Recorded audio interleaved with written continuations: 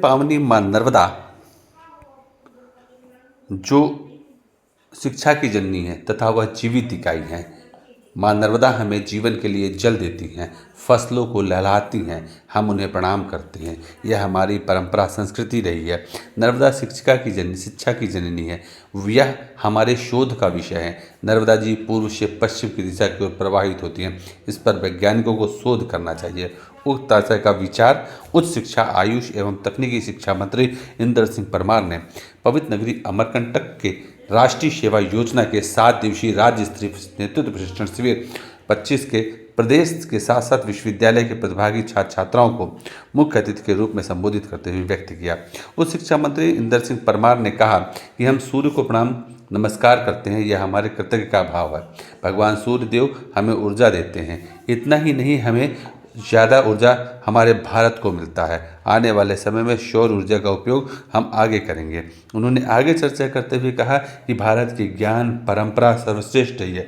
उन्होंने रामचरितमानस की चौपाई का उल्लेख करते हुए कहा कि भारत देश विश्व भर के को भरण पोषण करेगा। मंत्री परमार जी ने आर्यभट्ट का उदाहरण भी दिया तथा कहा कि भारत देश में महान वैज्ञानिक एवं गणितज्ञ हुए हैं। पाइथागोरस के सूत्र का हवाला भी उन्होंने दिया कि ज्ञान में किसी एक का आविष्कार नहीं हो सकता है, ज्ञान सार्वभौम है। उच्च शिक्षा मंत्री इंदर सिंह परमार ने बाहर से आए राष्ट्रीय सेवा योजना के छात्र छात्राओं को कहा कि वृक्ष में भी जीव होता है, हम उन्हें प्रणाम करते हैं। तुलसी का पौधा हो, पीपल का पौधा हो, सब पूजनीय है, इसलिए रात में वृक्ष पत्ते नहीं तोड़े जाते हैं। ऋग्वेद कब लिखा गया था, सभी को उल्लेख है। मंत्री इंदर सिंह परमार ने सेवा योजना प्रतिभागियों से कहा कि आप अपने प्रशिक्षण के दौरान गांव जाइए, आदिवासियों से मिलिए। आदिवासी समुदाय बहुत ही सेवा करता है, सेवा भावी होता है। उद्घाटन सत्र को संबोधित करते उन्होंने कई महत्वपूर्ण बातें एवं अनुभव साझा किया। राष्ट्रीय सेवा योजना उद्घाटन समारोह को पुष्पराजगढ़ क्षेत्र विधायक मोतीलाल मार्को को संबोधित किया। उन्होंने सेवा योजना के आगंतुकों प्रतिभागियों का स्वागत करते हुए कहा कि यह जाने की अमरकंटक की ही एक ऐसी जगह है, यहाँ से 3 प्रमुख नदियों का उद्गम है, जिसमें नर्मदा जी जीवनदायिनी है। विषम परिस्थितियों में पश्चिम दिशा में प्रवाहित होती है, यह सोचनीय या विचारणीय है। राष्ट्रीय सेवा योजना के उद्घाटन समारोह में अवधेश प्रताप सिंह विश्वविद्यालय के कुलगुरु प्रोफेसर राजेंद्र कुमार गुडेरिया ने भी कई महत्वपूर्ण विधियों से सेवा योजना के छात्र छात्राओं को मार्गदर्शन दिया। उल्लेखनीय कि राष्ट्रीय सेवा योजना द्वारा अवधेश प्रताप सिंह विश्वविद्यालय रीवा के द्वारा राज्य स्तर नेतृत्व प्रशिक्षण शिविर का 7 दिनी आयोजन पवित्र नगरी नगर परिषद अमरकंटक विशाल सभागार में मध्य प्रदेश के किसी भी वृक्ष से विश्वविद्यालय, जिसमें अवधेश प्रताप सिंह विश्वविद्यालय रीवा, रानी दुर्गावती विश्वविद्यालय जबलपुर, बरकतुल्ला विश्वविद्यालय भोपाल, जीवाजी विश्वविद्यालय ग्वालियर, विक्रम विश्वविद्यालय उज्जैन, देवी अहिल्या विश्वविद्यालय इंदौर एवं महाराजा छत्रसाल विश्वविद्यालय छतरपुर के लगभग 600 प्रतिभागी छात्र छात्राएं भाग ले रहे हैं। राष्ट्रीय सेवा योजना राज्य स्तरीय नेतृत्व प्रशिक्षण शिविर उद्घाटन समारोह में मुख्य अतिथि, विशिष्ट अतिथि परंपरा ढंग से स्वागत एवं श्रीफल से किया गया और प्रतीक चिन्ह भी दिया गया।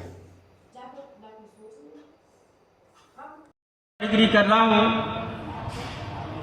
और विद्यालय से जब आप अध्ययन करके बाहर निकलें और इसी के साथ हमारी नैतिक कुछ जिम्मेदारियां भी हैं कि जिस देश जाति में जन्म लिया बलिदान उसी पर हो जावे, तो हमारा कर्तव्य भी है कि ये समाज के प्रति, ये राष्ट्र के प्रति और इतने बड़े राष्ट्र में, देश में जहां हम निवास कर रहे हैं, वहां हमारे अधिकारीगण, शिक्षक बंधु भगिनी और इस चिंतन शिविर में सम्मिलित होने आए सभी विद्यार्थी साथियों, बंधु भगिनी, मैं सबको नमस्कार करता हूं, प्रणाम करता हूं।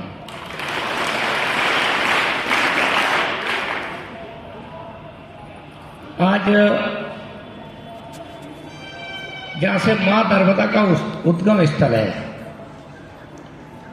एक प्रकार से हम मां नर्मदा की गोद में इस चिंतन शिविर का एक अवसर हमको प्राप्त हुआ है।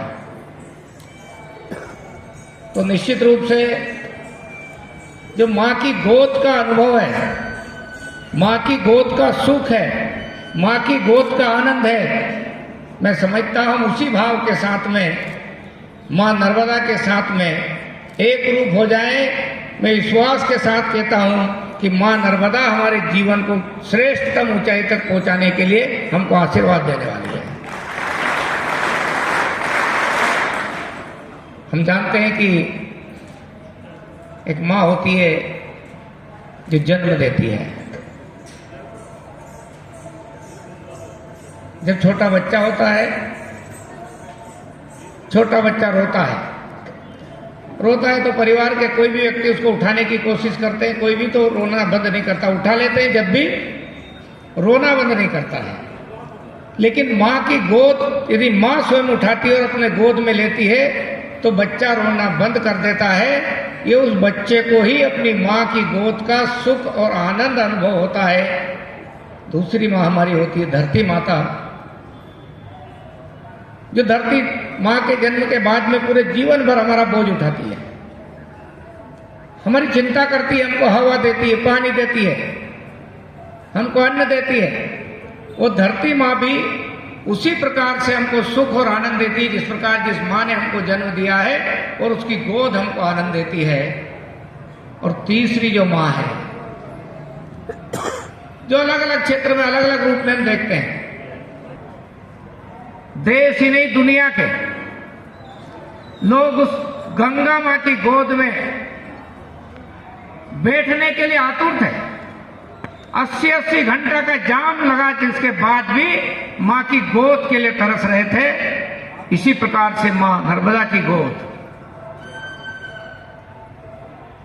ये मां का के रूप में हम साक्षात्कार करेंगे तो अनुभव हमको जरूर होगा।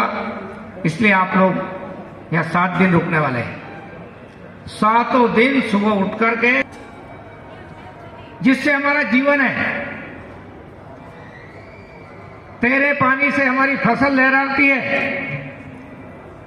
ये जो जल है ना, चाहे वो मां नर्मदा का हो, चाहे मां गंगा का हो, मां क्षिप्रा का हो, मां सरस्वती का हो, मां यमुना का हो, ये जल एक ही रूप है। इसलिए आप मां नर्मदा से जरूर प्रार्थना करिए और उस भाव के साथ करिए कि हमारे यहाँ की जो स्थानीय नदियां बहती है, उन स्थानीय नदियों में भी मां नर्मदा का ही पानी है, मां नर्मदा का ही पानी है।